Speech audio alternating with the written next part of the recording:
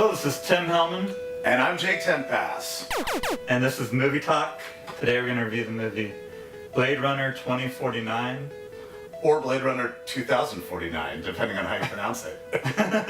It's a sequel to the 1982 neo-noir sci-fi classic, which was based on the short story Do Androids Dream of Electric Sheep by Philip K. Dick. What? The film takes place 30 years after the original, and it revolves around a new Blade Runner who discovers a long-hidden secret. He must seek out a retired Blade Runner, Harrison Ford reprising his role from the original film. This new chapter stars Ryan Gosling, Harrison Ford, Anna de Armas, Sylvia Hoeks, Robin Wright, and Jared Leto.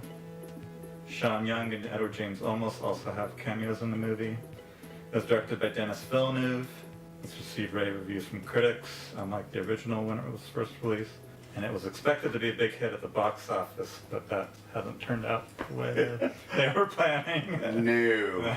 You know, I feel like critics, though, could not wait to rave about this movie. Oh, yeah, because they missed the boat on the first time. Exactly. It's one of those times that they're really regretting they didn't see that as the classic that this became. Yep, no, exactly. They were like, I am not getting this one wrong. One of the first things I'll say about this movie is, like, I feel like the first Blade Runner is this amazing exercise in economy. Like, no information feels like it's given twice. You have to pay attention to every bit of dialogue, every detail, every nuance. I'm less talking about the original cut because obviously there's the director's cut and the final cut and so on and so forth. But you really have to pay attention to those movies. Mm-hmm. And there's something about Blade Runner that also can sometimes be difficult to pay attention to because the cinematography is gorgeous. The music is like super loud and synthesizer-y and burbling, and it's just easy to drift away into a dreamscape and just sort of like go, and like watch the visuals, but you can't. You have to really listen to what the characters are saying to each other or you're gonna miss a lot. You're trying to market this movie that cost $150 million or whatever to make to the average person, and it's the kind of movie that both moves at a very glacial pace whilst also being these giant, dreamy photography, and that's not for the average person. No, it doesn't seem like a blockbuster at all. The first one arguably has more like big action scenes, and I will say that much like its predecessor, there's a lot to unpack in it. There's a lot to think about. If you are willing to invest the time in it, the movie has all kinds of things to say about what it means to be a human being, how you continue to define how much of a human you are despite of how you think of yourself. And you know, when you listen to Jared Leto's character in the movie talk about how all the major advancements of the human civilization have been built off the backs of slaves, it's hard not to be like, that's unflinchingly true and disturbing. And how do we continue to justify our global empires of technology, whether you're talking about Apple or Nike or whoever, who create these products that are bought by rich people and made by a ton of poor people living in really horrible conditions. Mm-hmm. I saw a parallel between it and veganism. That's so surprising to me. Because they're not people and they're kind of looked down on because of that, but they're alive still, and they have feelings and are similar to us and everything. And can sometimes exhibit traits that are more human than human, yeah. Like they say in the movie. I can certainly see that, Tim. And ultimately, the humanity of the movie is demonstrated by Ryan Gosling, and some people think of Ryan Gosling as being a bit of like a wooden actor or an actor who doesn't have a ton of range. I've definitely heard that opinion expressed before. To me, one of the things that makes him so believable is that he doesn't overact. He plays parts very stoically, and yeah, he's always kind of Ryan Gosling. But there's something about the limitations of the way he acts and the control that he exhibits that makes it very believable to me.